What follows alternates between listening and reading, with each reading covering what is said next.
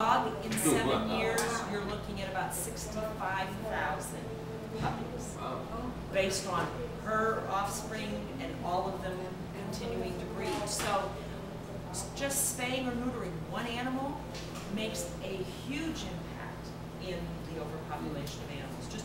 And for anybody out there who does take it upon themselves to at least get an animal spayed and neutered when they find it, what an amazing job you're doing. That is, spay and neuter is the answer. Sorry, Jim. No, I'm so sorry. No, it doesn't matter to me. I mean, we've got a stallion horse too. We haven't had fixed, but you know, he doesn't hunt either, so I don't worry about it. One of my main dogs is she's spayed, but my Caterpillar isn't spayed yet. It's not for any particular reason. I mean, she lives inside with me. She's always with me whenever she isn't home, especially keep her inside. But it's just because I don't want to not be able to breed her. I just want to have the option. And it's not saying in the future that I won't get her spaded because, like I said, I understand I don't want her to have disease and stuff, but I love her just like, you know, my dad. So she's one of the family. And that's how they all should be. They're not toys, they are one of the family. That's exactly right. And she's a work breed, and she needs, like, I don't think I could have her in an apartment. I have 2 acres, and she will roam that acreage and chase squirrels, hunt squirrels, birds, sniff it out. I just had to go and get a possum away from her the other night. I didn't even know I had a possum in my yard. She'll run right out the door and go straight to it. It amazes me every day. Well, and those are the kinds of things that sometimes people will get angry with us, in that if we have a dog that's been turned into us, especially for being destructive, and somebody comes, oh, it's beautiful, I want it, and they live in an apartment or a rental property. Working dogs with a work drive, need that stimulation, need that challenge, because if they don't have an environment to do that, they're going to find something to do to get that outlet, and it's usually destroying your house. So sometimes that's, when you say about the adoption process, that's part of it. If a dog has come into us, especially when we know the dog's history and the problem the dog had, a lot of times we'll know why the dog had a problem.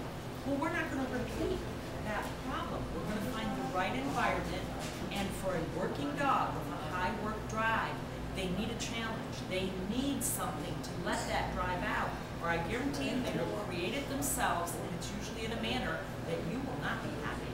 Well, you know, we got 2 people. We have working dogs and we have working people.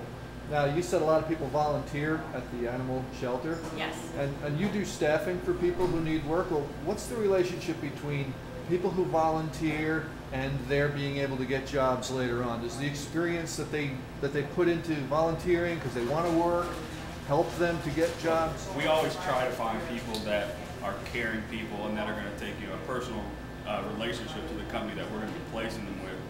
We just hospice that just opened up off Deanberry Road. They had a volunteer position that they kept on having some issues filling for a particular reason, so they called us and had us place a person there. And the person that we sent does have, they do some volunteering, and they understand it, and they're caring, and that's the biggest thing. When you're finding someone for a job that's specific about animals or people's lives and livelihoods, you want to place someone there that understands it and actually is going to care. So that's the biggest part of the relationship that I think that when you have someone that is volunteering, I think you do. And you're absolutely right, because we have had people who were volunteers with us, especially in their high school years, and have gone on to work and other, while they were volunteer with us, when it was time to do employment, they were able to go out and find jobs doing what they love, because they could go with the experience of, yes, they'll call us and check. Yes, I have fed, I do know cleaning procedures, I do know how to do this, I do know how to manage volunteers and so forth. So, and I would say that's in any field, not just animal welfare. With all the people unemployed, if you've got that kind of time while you're looking for a job, I know for me, when I hire somebody, when I see they've been spending their time constructively, that makes an impression on me. Volunteer somewhere where you have a real interest, and many times that can lead you to employment in that field. I've got to be honest, that's how I ended up at the Humane Society. I was a volunteer. I never thought I'd be working for an animal shelter. I had a 25-year career as a real estate professional.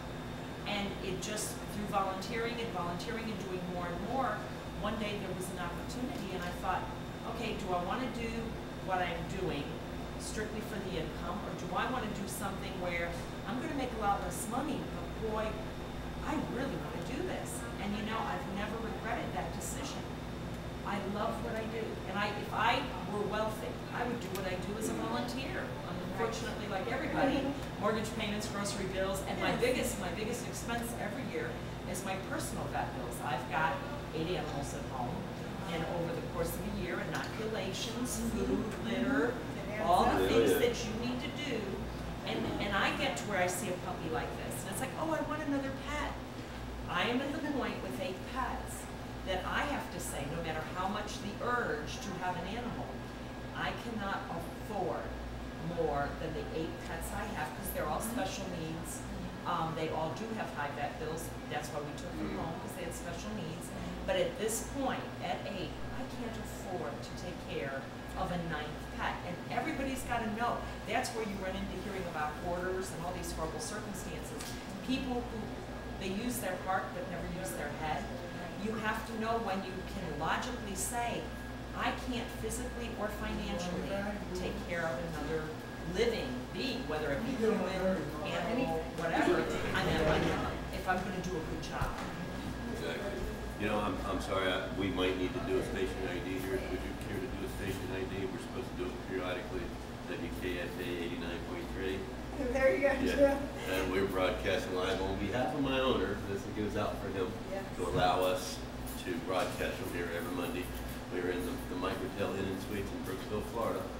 It's a newer building, about a 1.5 years old. It smells brand new, looks brand new. And we're on Highway 50, Interstate 75. I'm going to give you our contact numbers. I'm allowed to do that. It's 352-796-9025. And we are a 24-hour business here. And they are nice enough to let us broadcast here every Monday from noon to 1. Any businesses out there listening, wants to come down and get on the radio show, just get a hold of me, let me know, we'll schedule it in. We're enjoying Miss Joanne Shock here. I love her. I love it. She runs with it. I love it. You know? I talk too much. No, you're great. You're great. No, it's for all such a week. worthy cause. Yeah. All week long, we're like, how are we going to fill an hour? How are we going to fill an hour? We never have a problem. You're doing great. I do have a You know? problem for you, though. I What's mean, not a that? problem. I'm sorry. Okay. A question for you, Yes, Jim. ma'am. If somebody listening, we so appreciate that the owner of the radio station does give us this opportunity to let people know what's going on in their community. But say there's businesses out there listening who would like to support the radio station. Is there a number they should call to maybe talk to the owner if they want to do any advertising or supporting of the radio station? They've never covered that with me, but I'm sure if they get a hold of me, like I just said, I'm at the Microtel. If they get a hold of me, I can put them in touch with you. Absolutely, because the people who enjoy listening to a good radio station, they want to learn how to support it so that they can keep it on the air. I think I would love to put something in my newsletter. Our next Humane Society newsletter is going to be going out, and we're going to be talking about doing this segment every Monday, and we do want to